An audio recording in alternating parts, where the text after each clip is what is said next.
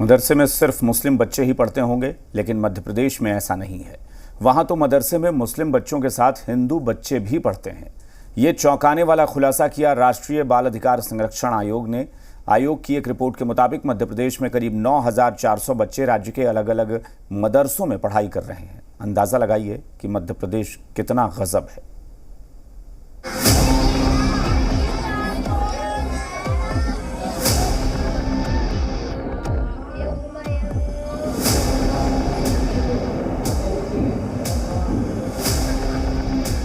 देश में मदरसों की पहचान इस्लामिक शिक्षा के लिए होती है, इसलिए यहाँ पढ़ने वाले छात्र भी इसी सोच के साथ आते हैं कि उन्हें इस्लाम से जुड़ी शिक्षा मिलेगी। लेकिन मध्य प्रदेश के कई मदरसों में तो मुस्लिम छात्रों के साथ साथ हिंदू बच्चे भी पढ़ाई करते हैं।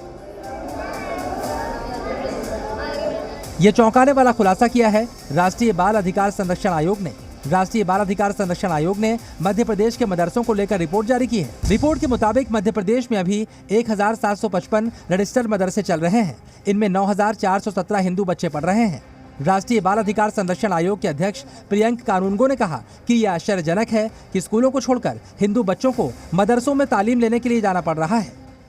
अनफॉर्चुनेट है कि मध्य प्रदेश का स्कूल शिक्षा विभाग इस ओर एकदम उदासीन है और उनसे कोई भी हमको सकारात्मक उत्तर आज तक इस बारे में नहीं मिला।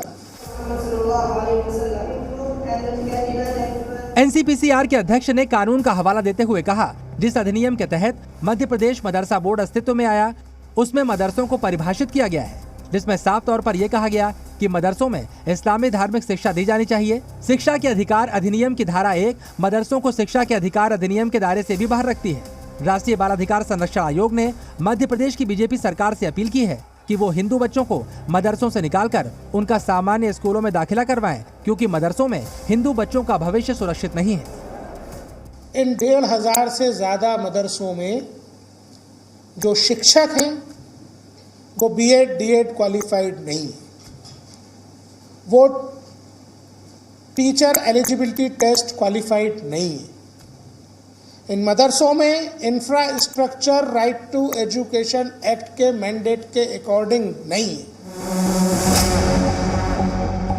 शिक्षा विभाग को घेरते हुए प्रियंक कानूनगो ने दावा किया कि मदरसों में एनसीईआरटी का सिलेबस नहीं पढ़ाया जाता और हिंदुओं को गुमराह करने के लिए झूठी खबरें फैलाई जाती हैं ताकि हिंदू बच्चों का मदरसों में दाखिला कराया जा सके।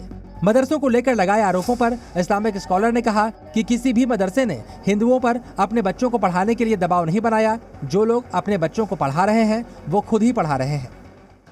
तो ले रहे हैं ना, अपनी मर्जी से ले रहे हैं। कौन जोर जबरदस्ती कर रहा है? 9,000 बच्चों के लिए फिक्र क्यों नहीं कर रहा? क्यों जाना पड़ रहा है उनको मदरसे में?